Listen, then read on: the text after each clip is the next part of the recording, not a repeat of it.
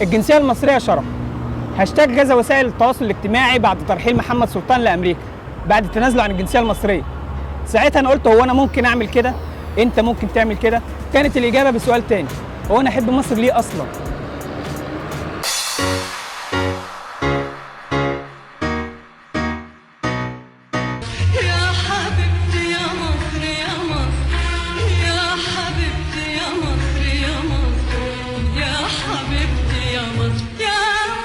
لا لا لا لا، النهارده مش هنتكلم كلام اغاني، النهارده هنواجه نفسنا بعيوبنا. ما هو انا لو اتكلمت بالاغاني هلاقي واحد طالع لي بالاغنيه دي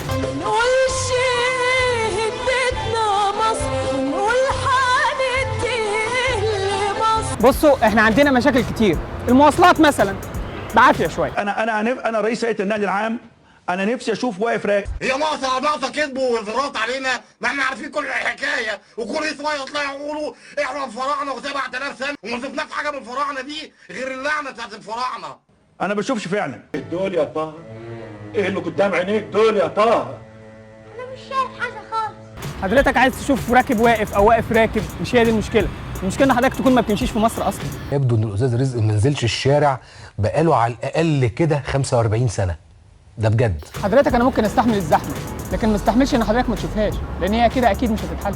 ورئيس هيئه الطرق لما قال ان اصلاح الطرق هيؤدي لزياده حوادث السيارات، انت عندك حق، احنا مالناش في الطرق النظيفه. من اهم خطوات النجاح ان تؤمن ان بداخلك منجم ذهب من الذكاء يمكن ان يصل بك الى قمم النجاح.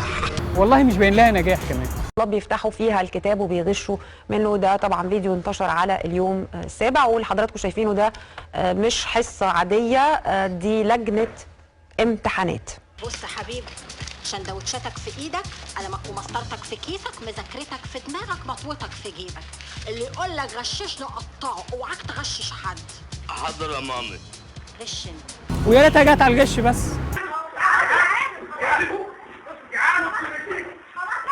والصحه كمان بقت حاجه تانية خالص. مين اللي مش عايز يدخلها؟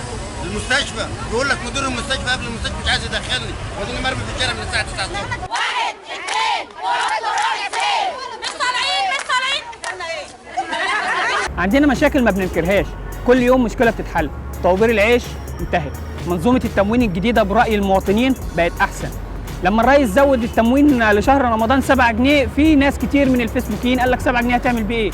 احب اقول لك ان اصلا الفرد بياخد 15 جنيه، لما يروح ليوم 21 هتفرق معاه. يمكن مش هتفرق معاك انت، بس اكيد هتفرق معاه هو. لكن نرجع نقول بنحب مصر ليه؟ وانتوا تلاقيكم نسيتوا الموضوع اصلا. بتحب والدتك؟ طبعا بحبها. بتحبها ليه؟ بحبها عشان امي، لازم احبها يعني مش عشان انها اجمل ست في الدنيا. اللي بيحب مصر ما بيحبهاش عشان احسن مكان في الدنيا، لا، بيحبها عشان هو عارف انها مكانه، بلده، فيها اهله وذكرياته واصحابه. وبالنسبه لمحمد سلطان اللي اتنازل عن الجنسيه المصريه، اللي صحته ردت اول ما وصل المطار،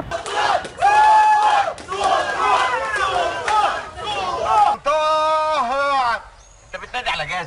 ايوه يعني محمد سلطان اتنازل عن الجنسيه المصريه وبقى فاضي كده. My name is Mohammed Sultan. I'm 26 years old. I'm an American. Yes, I have Egyptian origins, but I grew up in Kansas City, Boston. انا مواطن امريكي وماي باسبورت حميني ومحدش يقدر يلمسني. اوكي؟ امريكاني يعني؟ طيب قشطه جدا. بص بقى يا صاحب القضيه، انت قعدت في السجن اقل من 2 واتنازلت عن جنسيتك المصريه، برافو.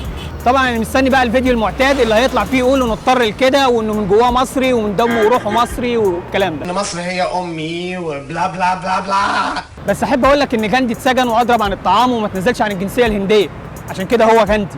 رساله الحلقه النهارده انتوا عارفينها، مصر زي كل دول العالم فيها مشاكل، تختلف مع سياسات، تختلف مع افراد، لكن في النهايه مش هتعلى الا بينا. بس احنا نبتدي. اشوفكم الحلقه الجايه. انا بحب مصر جدا، ليه ما اعرفش؟ يمكن عشان ذكرياتي اللي فيها، يمكن عشان ناسها الطيبين، ليه ما اعرفش؟